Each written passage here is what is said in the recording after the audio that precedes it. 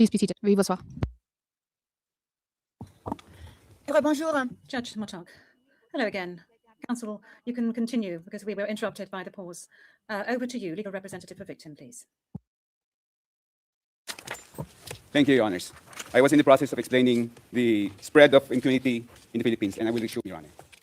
The plague of impunity has spread not only among Filipinos in the Philippines, but even among expatriate Filipinos in faraway lands like here in The Hague.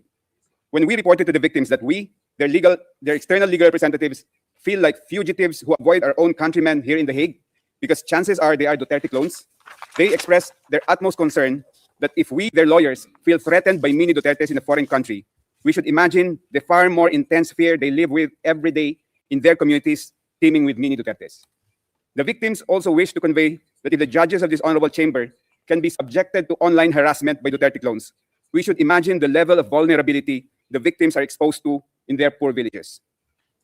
Your Honors, there is only one solution to stop the impunity propagated by Mr. Duterte from continuing to bring harm and suffering to the victims. And that is for this honorable chamber to confirm the charges so that witnesses can testify and evidence can be presented on the horrible crimes committed by Mr. Duterte.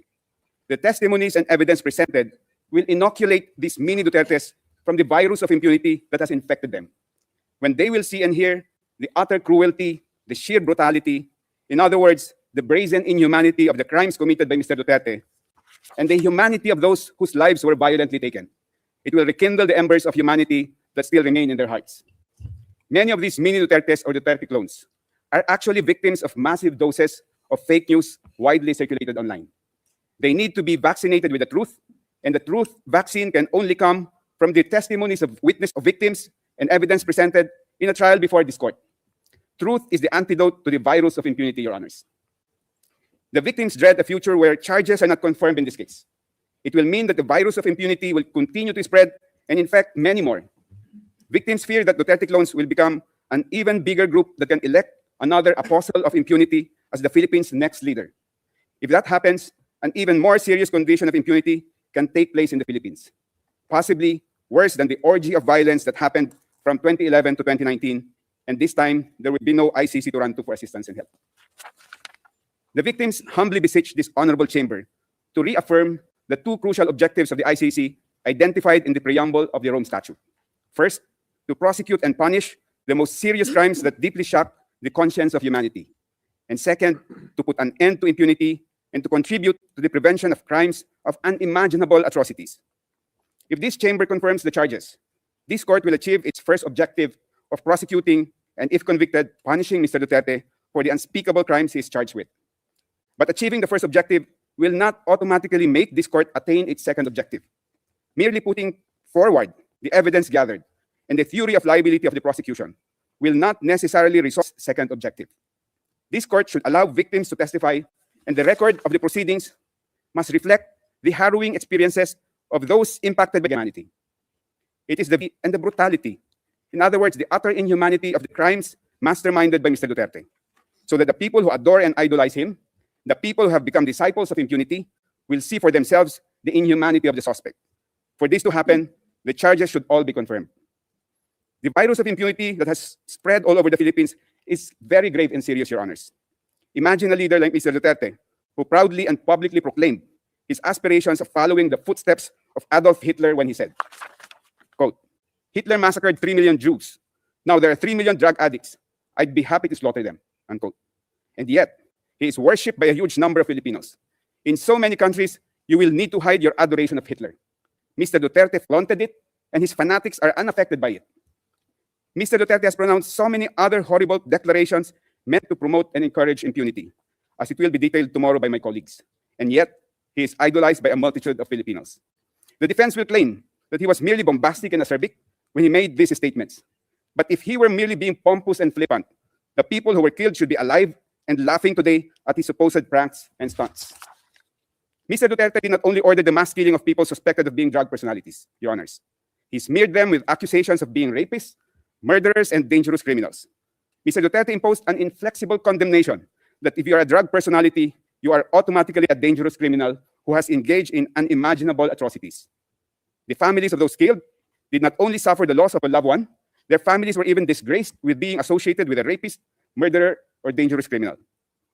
Even after their loved ones were murdered, many families were subjected to deplorable injustices. Instead of gunshot wounds as cause of death in their death certificates, families were shocked to see pneumonia, heart attack, stroke, sepsis, and other false causes of death that were instead written down. Other families were charged substantial amounts, sums the impoverished families could not afford, just to retrieve the bodies of their loved ones from the funeral parlor who were suspected by the families of being in cahoots with the police officers. Some family members were even arrested and imprisoned by police officers on false charges and for the purpose of preventing them from complaining. In one particular incident, Your Honors, a young man and his common-law wife were sleeping in their shanty when men in civilian clothes knocked down the door to their house. The men dragged the wife out of the room. The husband was already surrendering, and he even started to strip naked to show he had no drugs or firearm on his body. He said in the Filipino language, "Sir, malinis po ako, maghuhubad ako, sir." Translation in English, "Sir, I am clean. I will strip naked, sir." Still without mercy, the men shot and killed him. After killing the husband, they arrested the wife and accused her with falsified and non-bailable charges. When the deceased mother and cousin went to the police station to find out what happened to the young man, because they were not in the scene of the crime when it happened, the two were also summarily arrested and charged with fabricated crimes. If the Honorable Chamber confirms the charges in this case, the witnesses and evidence will show that those who were smeared by Mr. Duterte before they were killed, they were inside their houses, sleeping peacefully with their families, eating meals with their loved ones, playing with their children, or hugging their wives. Others were merely walking along the street, having snacks at a roadside eatery, or plying the road, earning a poor man's living. They were all doing ordinary, peaceful, and plain human activities. Confirming the charges will restore the dignity of those who were killed and the honor of their families. The prejudice suffered by the families of those killed did not begin and end with the killings of their loved ones. Each killing set off a chain reaction that is continuously churning out a daily crucible of harm, damage, and loss. By masterminding the mass murder of mere suspects, Mr. Duterte has brought irreparable and endless harm to the families. An overwhelming majority of those killed were the sole breadwinners of poor families. These families were dependent on each day's wage for their daily sustenance. They were hand-to-mouth families. With the death of their breadwinners, the widowed spouses, a majority of whom are women, have had to take on the roles of two parents. On top of taking care of their children and maintaining the household, the widowed spouses now have the additional burden of being breadwinners for their families. Families have been driven to even far more serious destitution, Your Honors. The damage to the children is immeasurable. Their development and upbringing have been permanently compromised. They have been walking through life with one missing parental limb. Losing a parent under very dire economic conditions and under the most violent circumstances results in wounds that will never heal and that will absolutely render them handicapped for life. And then there's the indescribable anguish of parents who lost a child. No parent is supposed to outlive a child. Parents suffer a lifetime of grief when a child dies ahead of them, and the lifetime grief is unimaginably worse when a child dies under the most inhuman circumstances. The crimes masterminded by Mr. Duterte did not only affect individuals but whole communities. Across the Philippines, numerous urban communities of the most impoverished villages were scarred by the violence and abuses wrought by a lawless anti-drug campaign that further worsened the misery and trauma of residents in marginalized communities.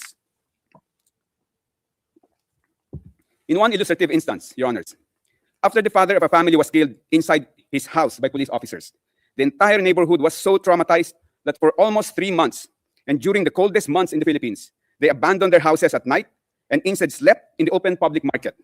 They did not feel secure inside their houses because there would be no witnesses if the police would just barge in and shoot at them. In the public market, the presence of many witnesses, they thought, will deter the police from shooting and killing them.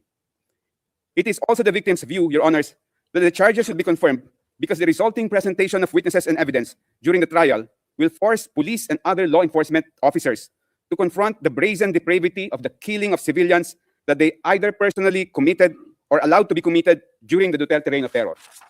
In one operation, the police summarily killed 3 men, 2 brothers and 1 friend, in the very early morning. The police declared that the 3 were non-laban. They fought back. But the neighbors saw otherwise. The whole neighborhood was so horrified at the macabre treatment of one of the fatalities.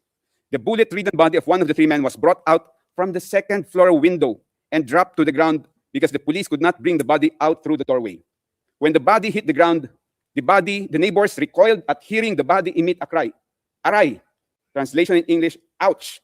The man was still alive when his body was thrown to the ground, and the police just left him to bleed to death. The trial will hold a mirror to the police force and compel them to see how they were turned into executioners and assassins, and their organization transformed into a gigantic criminal organization or turned into a killing machine by Mr. Duterte. The Philippine National Police and the drug enforcement agencies have not made any initiative to purify the corrupted minds of their officers and personnel to our knowledge. The trial in this case will be a tremendous teaching opportunity that can work to rectify the warped and depraved minds of Philippine security officers. The charges need to be confirmed, Your Honors, for the sake of the entire country, which has been desensitized or made numb by the massive incidents of impunity and the glorification of impunity promoted by Mr. Duterte. The whole Philippines needs to know the real story during those bloody years.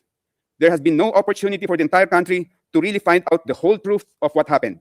It has been hush-hush, tidbits of sporadic news, and always drowned out by trolls who mass-produce and broadcast false, fake, and fabricated news.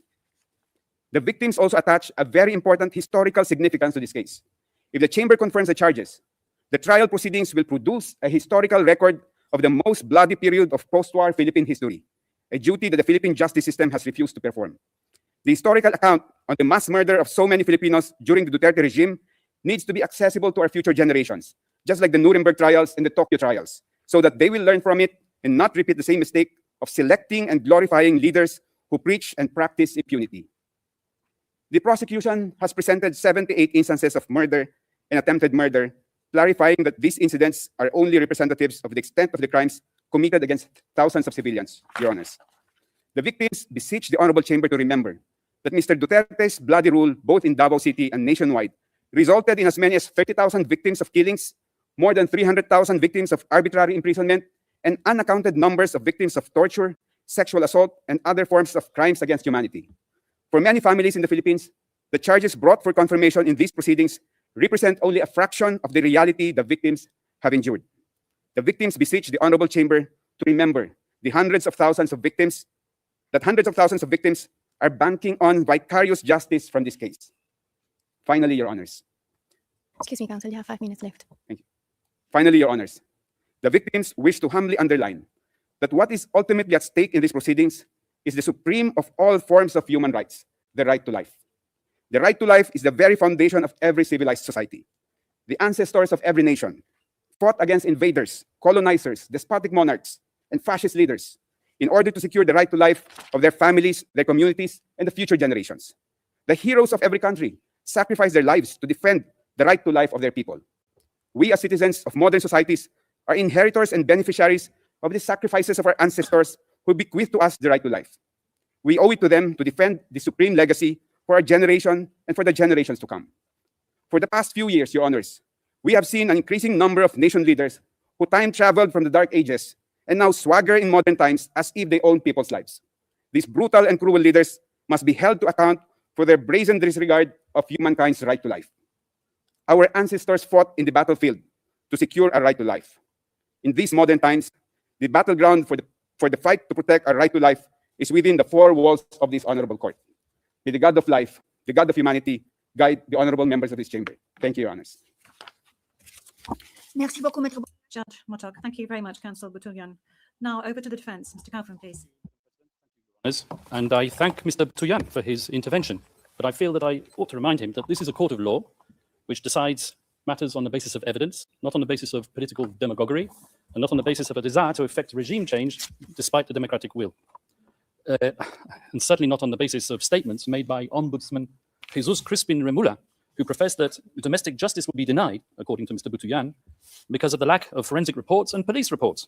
Now, I don't know which case Mr. Butuyan's metaphorical ship sailed into, but he clearly hasn't read the evidence. Whilst he was speaking, we examined the evidence, and out of that evidence, we found at least 35 reports substantiating 49 of the incidents which are mentioned in the document containing the charges. Your Honours, Rodrigo Duterte was and will always remain a unique phenomenon. His style of statesmanship was novel and unpalatable to many. His expletives and hyperbole grated, while his honesty and wild popularity irritated. He spoke openly, from the heart, sincerely and truthfully. And what a contrast between him and his successor in the Malacanang. For President Rudy, his word was his word, and the people knew it. For President Bongbong, his word is for the wind, and the people will not forget it. Let me remind everyone of the letter which President Ferdinand Marcos Jr. signed, it's on the screen, and in which he gave a cast-iron undertaking that his government, and I quote, will not assist the ICC in any way, shape, or form. Well, as we know, he failed to keep that promise. Rodrigo Duterte was unconstitutional and unceremoniously hauled off to The Hague. And when called upon to defend his master's actions and a said letter at a Senate committee hearing, the then Secretary for Justice, once again, Mr. Jesus Crispin Remula, persisted with the same dishonest theme. And I quote his words: "We did not assist the ICC. We continue with the very tone of the letter that we did not assist the ICC and we did not have any contact with them." So he said, but with a document emanating from the prosecution team opposite and disclosed to us a mere week ago, not as information material to the preparation of our defense, but as exonerating evidence, we can now substantiate what we have suspected for a long time. The document comprises a transcript of a telephone call covertly recorded between 4 parties who cannot be mentioned in public, and one of these parties was boasting about how he was acting as the silent partner of President BBM, managing a scheme to funnel witnesses to this court while all the time ensuring that he could guarantee President BBM's plausible deniability. So it is indeed the defense case that President Ferdinand Marcos Jr. set out to neutralize Rodrigo Duterte and his legacy. Yes, Mr. Deputy Prosecutor, I used that legendary word, neutralize, so central and so essential to your case theory, because you know just as well as me that I'm using the term metaphorically. And now I turn to the substance of the charges, but before I do, a word or two about the geopolitical context. The scourge of illegal narcotics is not unique to the Philippines. As we all know, it afflicts Latin America, where I can name 3 countries where the death rate at the hands of vigilantes and law enforcement agents per capita population is higher than it ever was under Duterte. And as you should know, and you will hear from the prosecution, at any rate, the Philippines as a country is uniquely positioned to act as a transit hub for the trafficking of narcotics emanating from the cartels in China. And with or without Duterte, so we argue, the death rate would have kept on rising. Indeed, as we will prove with statistics and reports, the death rate flowing from narcotics-related crime actually increased after Rodrigo Duterte left power. And where, I ask you, has the International Criminal Court been seen that Rodrigo did anything? The totally lawful Duterte campaign against illegal drugs and their suppliers took place when his administration was out after the declaration of martial law. And it was on that significant day that Rodrigo Duterte was exposed to the tyranny of oppression and the abuse of power by the elite. And he took a decision. On that day, he chose to devote himself to a life of selfless public service. As a professor at the local police academy and as a public prosecutor in Davao, Rodrigo Duterte developed a lifelong passion, some would say an enduring obsession, for law and order, something for which he unapologetically enforced throughout his time as mayor of Davao City. Not, as the prosecution say, through sowing murder and mayhem, but through winning the love, respect, and admiration of his fellow citizens. The very same citizens who continue to re-elect him time after time, term after term, on no less than 7 occasions over more than 2 decades. And throughout his 20 or so years tenure as the mayor of Davao, Rodrigo Duterte and his family transformed that city from an outpost of communist insurgency and criminal violence into what is now one of the safest cities, not just in the Philippines, but in the entire world. This was indeed the so-called Davao model, which the prosecution wants to persuade you was code for unbridled criminal violence. And this was the type of leader that the Filipino nation wanted in 2016. So, Rodrigo Duterte was elected into power, not in spite of, but specifically because of his firm and uncompromising commitment to upholding law and order. And after his election as president, Rodrigo Duterte remained a man of the people, without seeking to patronize the people. Gung-ho in his ways and with a belligerent tone, he spoke the tough tongue of the street, not the dissembling discourse of international diplomacy. He said what the people wanted to hear, but he said it in a way that offended sensibilities of world leaders unaccustomed to hearing it, one in particular, and that was what set him on the slippery slope to a prison cell in The Hague. And let me tell you how it works. It starts with the media, controlled by the powerful and the politically influential. With a sensational headline and a twisted editorial slant, the moguls sell their papers while promoting the partisan agenda of their backers in power. They highlight the salacious content while ignoring the true context, because that is what captivates the reader. And so it was with Rodrigo Duterte, whose speeches were fertile fodder for his enemies and detractors. A man whose hyperbole, bluster, and rhetoric, once published, became a natural target for privately funded NGOs and human rights activists, a loose collective more commonly known as civil society. These people descended upon the Philippines to advance an agenda even more lacking in objectivity than that of the media. And heavily funded by tycoons with even grander designs, they print their glossy reports, replete with iconic photographic images of grieving families and dead bodies in rain-swept, nighttime crime scenes, all dramatically illuminated with the fluorescent glow of neon. Images carefully crafted to shock the conscience and to sway the emotions, and, I may say, to be used by the prosecutor when they don't even relate to the charges. And they gave their slick reports bold titles lifted straight out of a James Bond movie, such as License to Kill, One Shot to the Head, You Can Die Anytime, or simply, They Just Kill. The photographers are feted and their shots exhibited as art all over the world. And the brave journalists who act as their sources win awards and Nobel Prizes. And slowly but surely, their narrative becomes the sacred, unchallengeable, and unshakable truth. And so the pressure builds up. And the academics who haunt the corridors of the progressive left law faculties far away in the United States tweet their research and publish their articles pontificating about crimes against humanity, systematic attacks against the civilian population. And they point their finger at one man alone, and bandy about slogans such as accountability and the prevention of impunity. They give their gratuitous advice on what should be done, sometimes academics who formerly worked alongside the prosecutor of the International Criminal Court. Communications and complaints are filed, and the rest, as they say, is history. In any event, we're not gathered here today to judge a man on the basis of his coarse attitude or his vulgar language. This court has convened a confirmation hearing to verify whether substantial grounds exist to believe that Rodrigo Duterte, the people's president, together with various so-called co-perpetrators, over the years of his governance, devised a criminal policy of wholesale and wanton murder. And since we are in a court of law, it is worth stressing, although I should not have to, cases are decided on the basis of evidence, not supposition, not rumor, not spicy gossip, and certainly not on the basis of political rhetoric and bluster. Because at the end of the day, were it not for those belligerent and controversial speeches, there would have been no impetus to bring the people's president to The Hague. And when the prosecution's evidence is examined, I would ask you to keep an open mind and to question not just whether that evidence has been selectively presented, but whether there exists evidence which the prosecution has failed to produce. And I say this with justifiable cause, particularly with respect to the Duterte rhetoric. As we will prove during the substantive part of our submissions, the notorious speeches on which the prosecution relies have been cherry-picked to suit its narrative, while ignoring the many other speeches when the former president tempered his bombastic language by clear reference to the principle of lawful self-defense.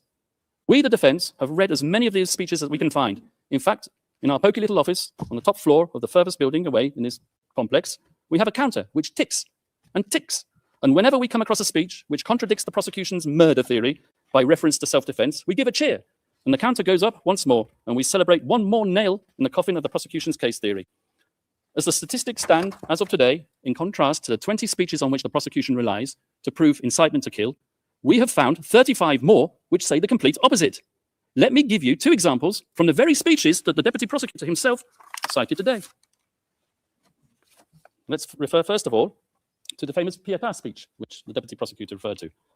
So this is what the deputy prosecutor said. Those of you who are still sober, those who haven't tried illegal drugs, if you don't want to die or get hurt, don't rely on the priest, including human rights advocates. They won't be able to prevent deaths, and so it goes on. But if we look further on in the very same speech, something which maybe the deputy prosecutor didn't do, this is what he had to say. To our police officers and other officials, do your job, and you will have the unwavering support of the office of the president.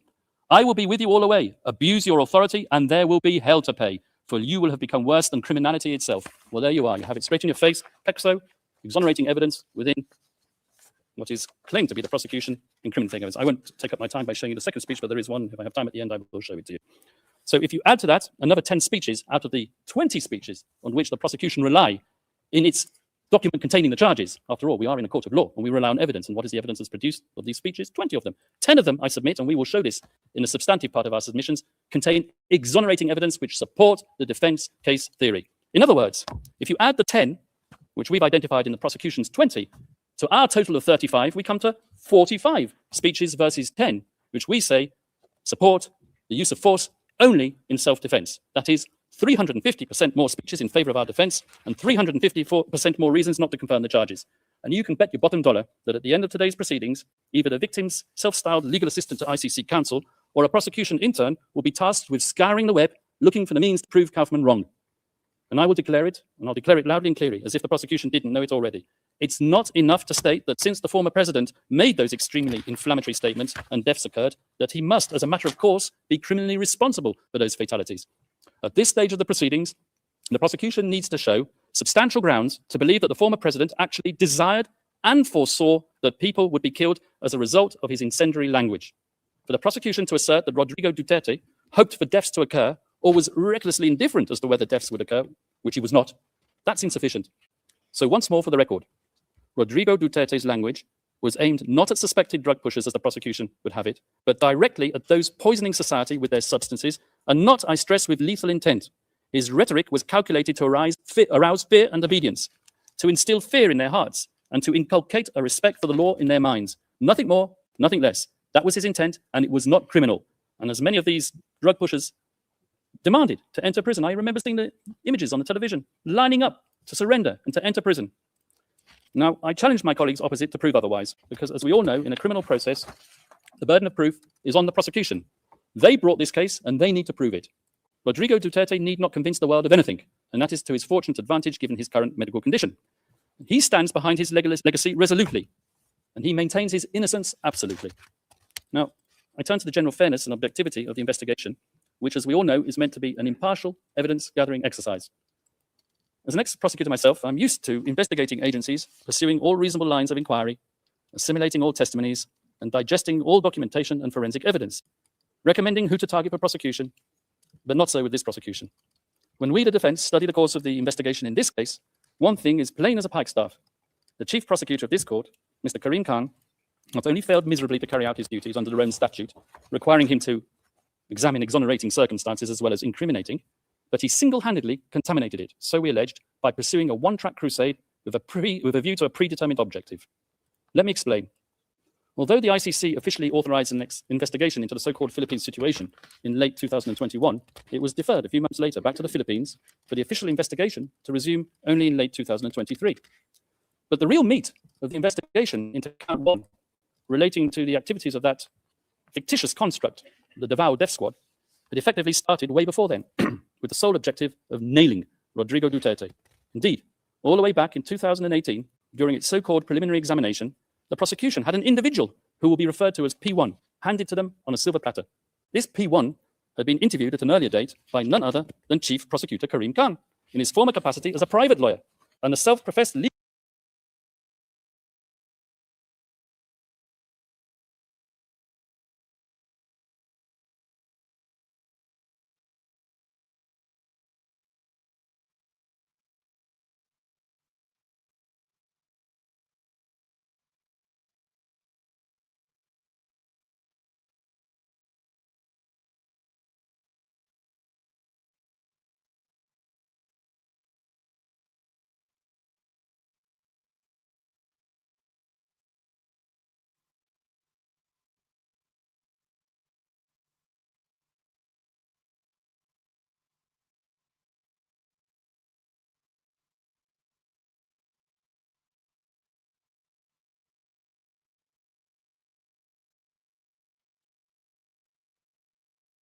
that book says it all.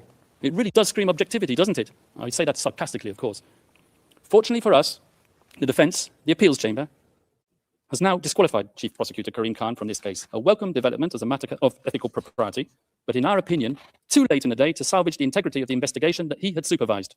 An investigation in the course of which he concealed his former role as the victim's counsel, who had deemed our client a suspected murderer as far back as 2018 and right up to the very day before this pre-trial chamber issued its arrest warrant. Your Honours, over the next few days, we hope to convince you of the wholly insufficient nature of the evidence against Rodrigo Duterte.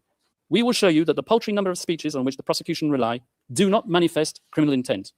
We will also convince you that as hard as they tried, the prosecution's investigators couldn't get even one of its criminal cooperating witnesses, whose reliability is next to zero, to admit that they heard the former president, Rodrigo Duterte, give an order to kill at any time relevant to the charges, or with respect to any of the incidents. And we hope that when you conclude your deliberations, Your Honours, that you will dismiss these grievously misplaced and politically motivated charges. We will ask you to send Rodrigo Duterte back to his family, and we will ask you to give back to the Filipino people their tatay digong. Thank you, Your Honours. The presiding judge. Thank you very much, Mr. Kaufman. We shall now suspend. This is the end of initial statements, and this is the end of this morning's hearings. We will take a 90-minute break and resume at 2 in the afternoon. Thank you very much.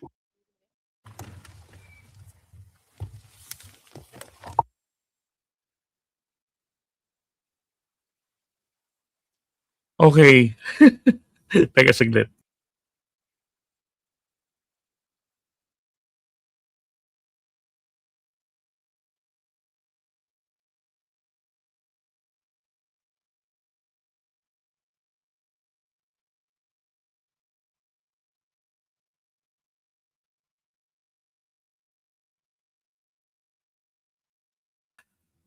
Ayun. So, maganda yung pagkaka-deliver ni ni Butuyan. inisa-isa niya yung mga atraso ni Duterte. Actually, hindi pa naman lahat yun eh. So, kumbaga, synopsis lang yun. So, ito naman si Kaufman, pagpasok niya, halata yung, I don't know, parang bakit yun? Parang may bitterness sa buhay laban kay Butuyan. Etong si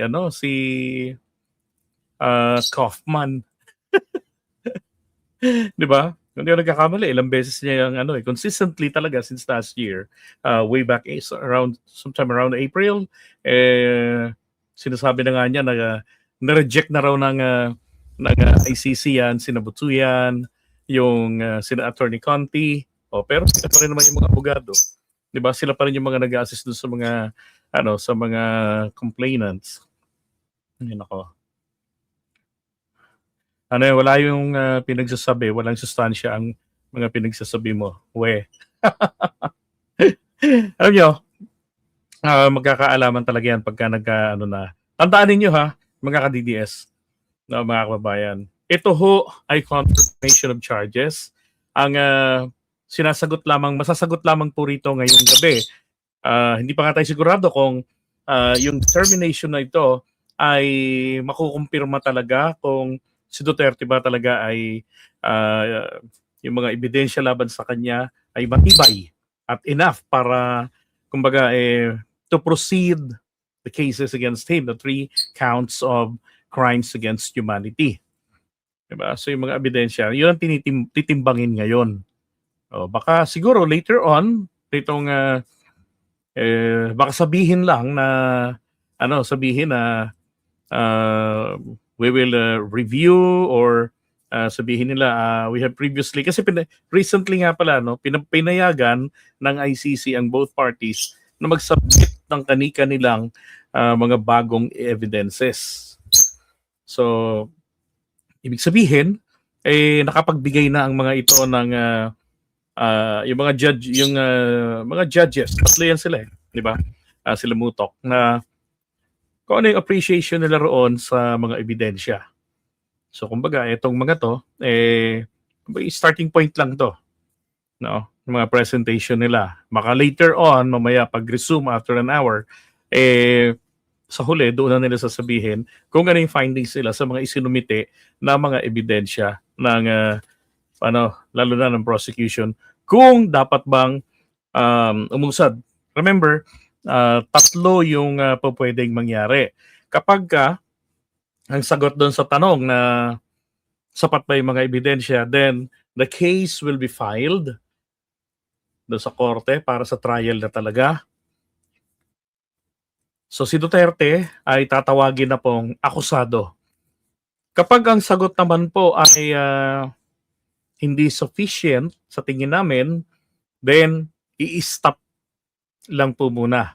Then yung prosecution ay instruct sila na mag-investigate kayo ulit o kaya mag-submit kayo ng mga mas magaganda pang mga ebidensya, yung mga talagang pulido.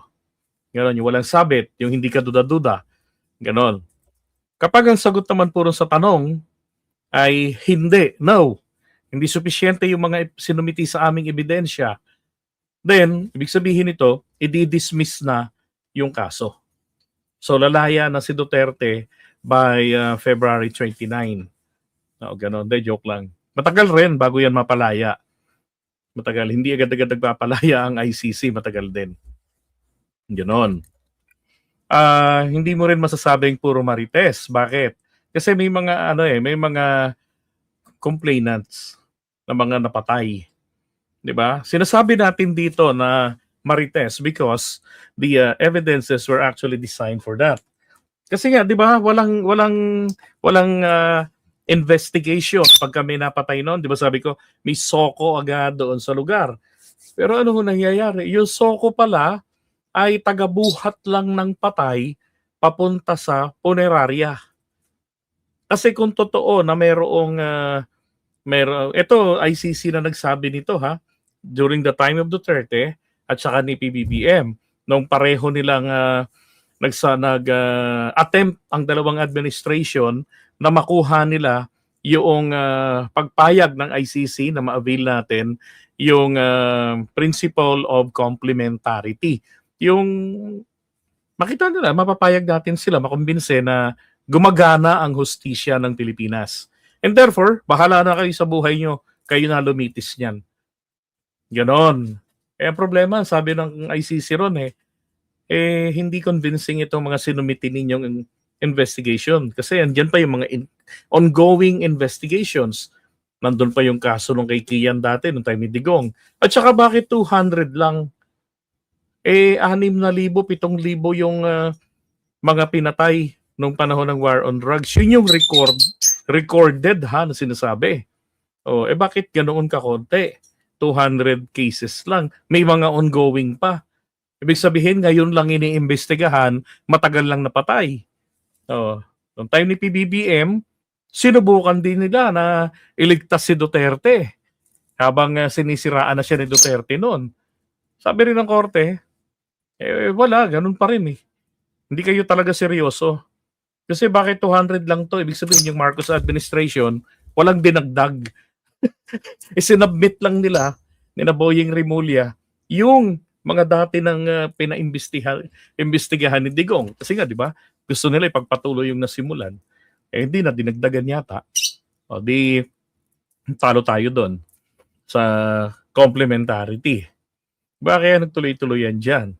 So, syempre, kung kayo bilang mga abogado, saan kayo magsasubmit ng matibay ng mga hawak niyong ebidensya? Di ba? Syempre, doon mismo sa ICC, nandun yung nandun yung, yung loong ibon ito. Alis yan. Yan, nagloko tuloy.